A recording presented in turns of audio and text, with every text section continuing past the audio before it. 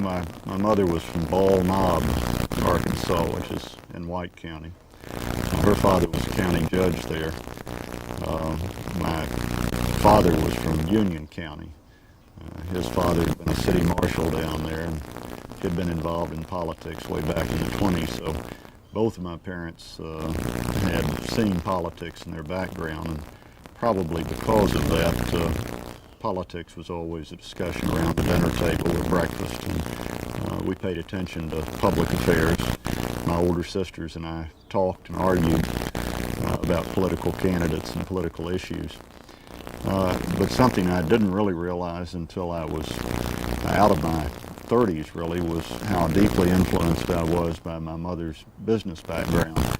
She was a businesswoman back in the early 40s. She started a small cosmetic studio and extended that to a chain of cosmetic studios. We call them franchises today. And I grew up watching her take inventory, keep the books, try and keep the employees happy, keep track of the business, stay on top of it.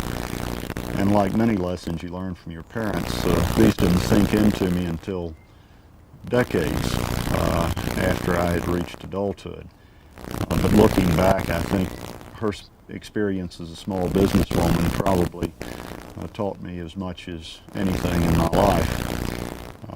My father had been in World War I. When I was going to school, most of my classmates' fathers or uncles were in World War II.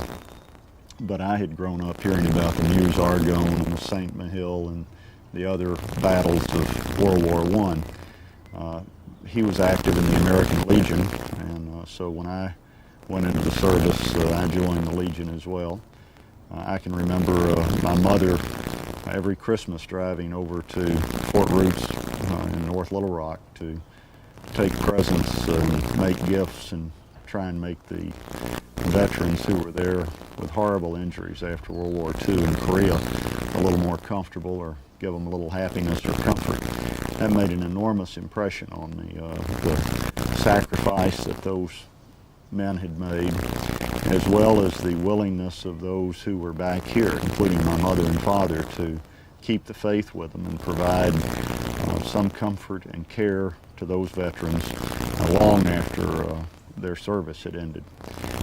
So that's something that I feel very strongly, and it has stayed with me.